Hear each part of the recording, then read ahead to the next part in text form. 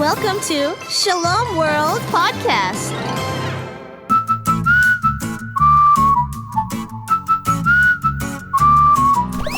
Come and play with Katie and Koco.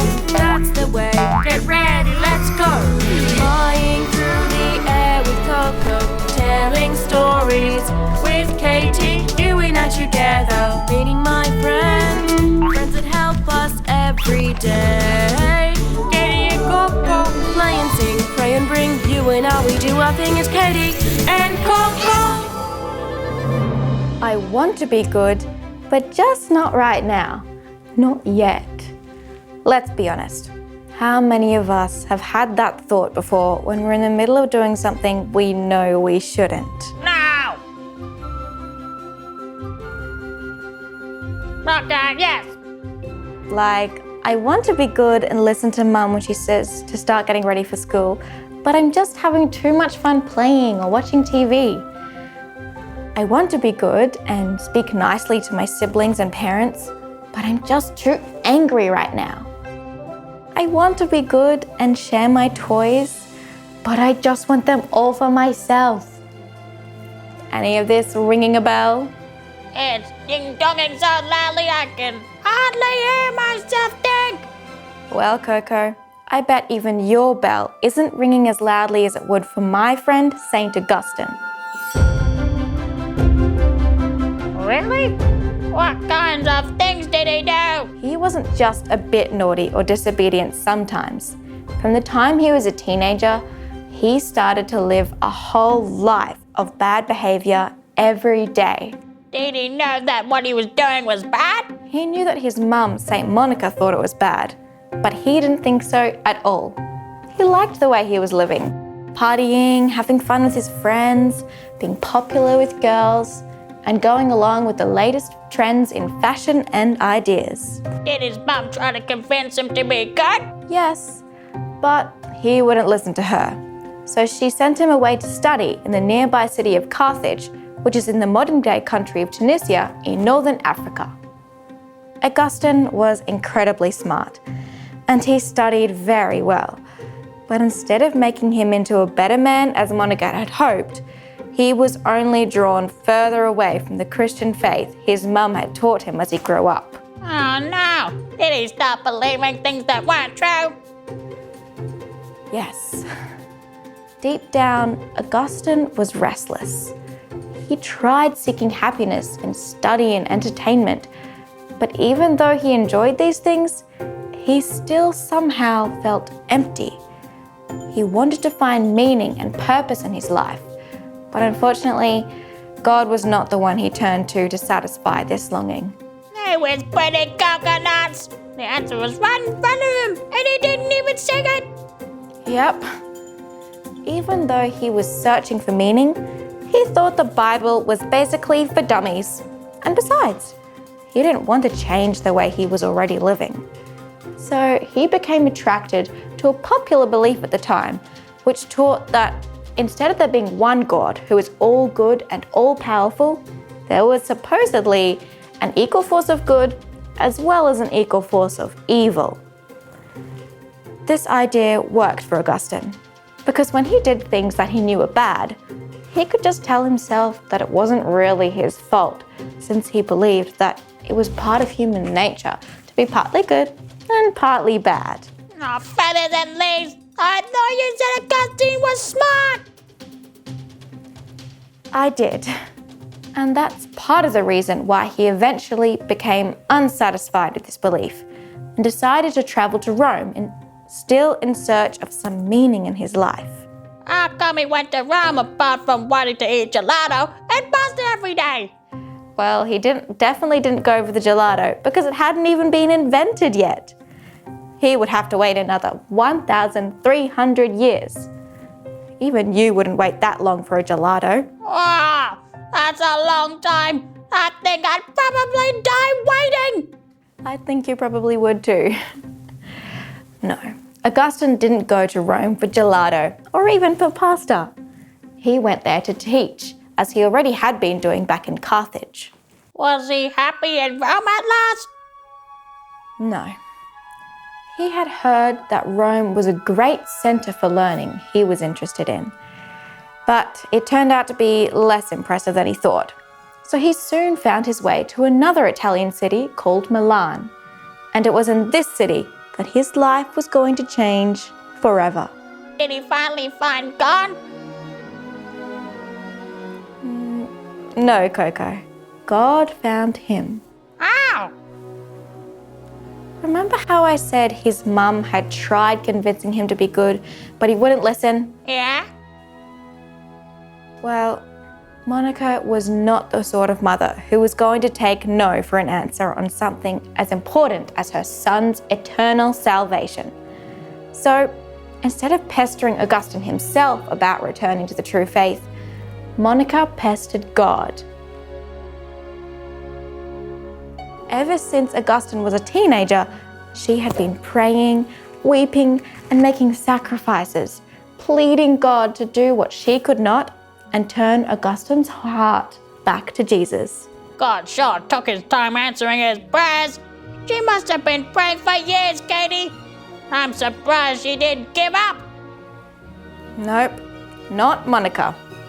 She trusted that God would save her son, even if it were only on his deathbed.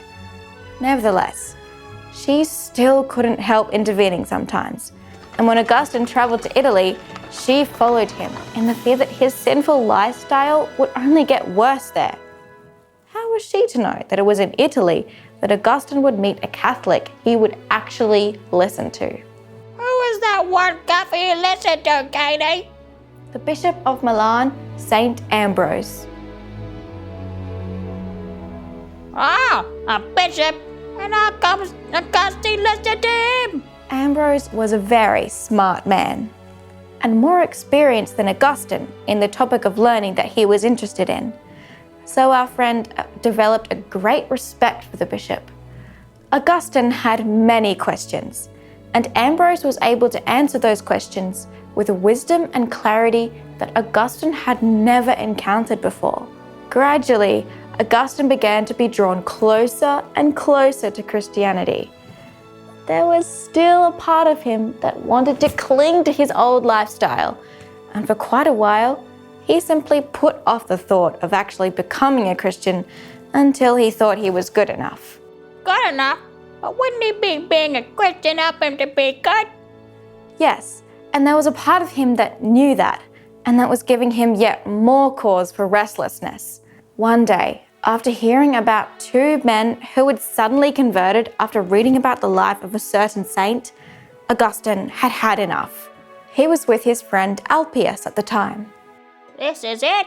Are his mum's prayers finally going to be answered? What are we doing, Alpius?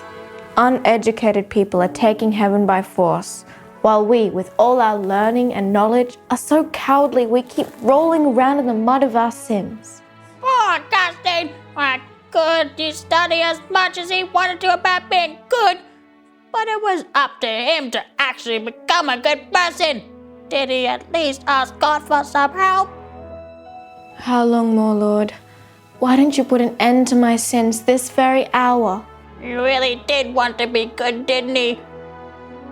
Did God answer his prayer? At that moment, while he was praying, Augustine heard the voice of a child singing. What was the child singing? Augustine heard the words, "Take and read." Take and read? Take and read what? Believing that God had meant him to hear those words in answer to his prayer, Augustine decided to finally take the Bible and read it. And what did he read when he opened the Bible? I don't know. You're the one telling the story, not me. It was supposed to be a rhetorical question, Koco. I'm about to tell you. Oh, sorry. What did he read? He read the words of St. Paul, saying to abandon all impurity and imitate Jesus. And guess what? What?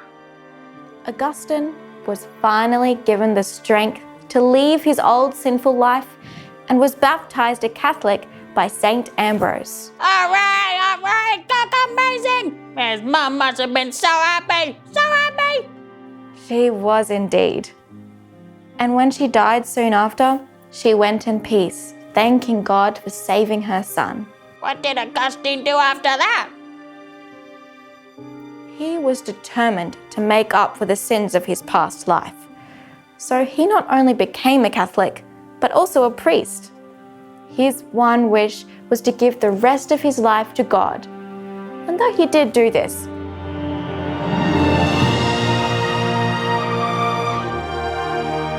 his idea of what that looked like was somewhat different to God's idea of what that looked like. What was his idea? He wanted to live a quiet life as a monk, abandoning the world completely. But when he returned home and was suddenly made a bishop, it became clear that God wanted to use his intelligent mind and newfound love for his faith for the good of the church. He listened to God this time though, right? Oh yes, he had had enough of not listening to God. And he now allowed God to work through him in whatever way it pleased God to do. Augustine wrote many books defending the truth of the Bible and Christian teaching, and sorted out many arguments that the church was going through at the time. It wasn't quite the monastic life he'd foreseen, but it was certainly a life devoted to God nonetheless. When he died many years later, he too went in peace like his mother, thanking God that she had saved him. I'm thankful for his mom too. I was afraid his story wasn't going to have a happy ending for a while. Let's ask both of them to pray for us so that our stories can have happy endings as well. Dear St. Augustine and St. Monica, thank you for never giving up in your search for truth and for an answer to your prayers. Help us to find happiness in God and also to help others to find the same happiness. Please pray for all those who are searching for God that they may be found, and all those who are praying for someone who is lost that they will never lose hope. How's your day, Koco? It's good. How's your day? It's good, thanks for asking. How's yours? May I ask? You may. My day is good. Good, mine is too. Is that so? So is mine. Good to hear, mine as well. Good. Good. Good. Good. Good. Good. Not good. I just keep going in circles. Your day is good. My day is good. Good. That's all we need to know. Good. Katie! Are we trapped? You are, and you're trapping me and the kids with you.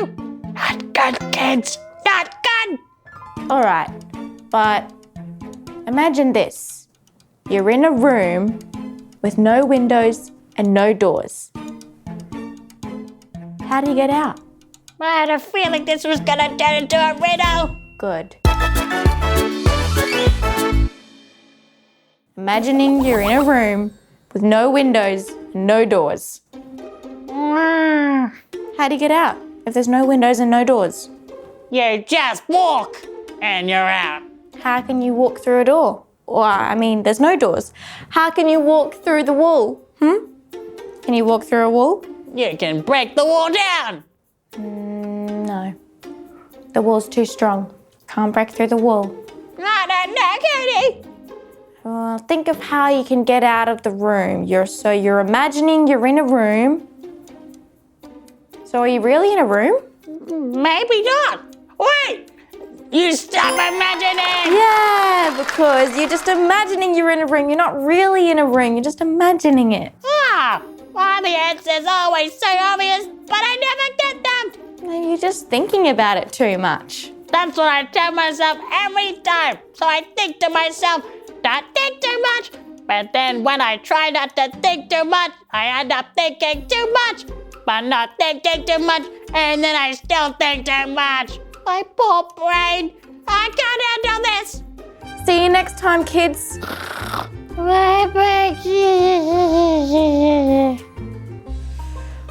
Don't take it on the chin. Ask St. Augustine. And pray to St. Monica. You know she'll give it to you. Come and play with Katie and Koco. that's the way. Get ready, let's go. Flying through the air with Koco, Telling stories with Katie. you and I together, meeting my friends, friends that help us every day.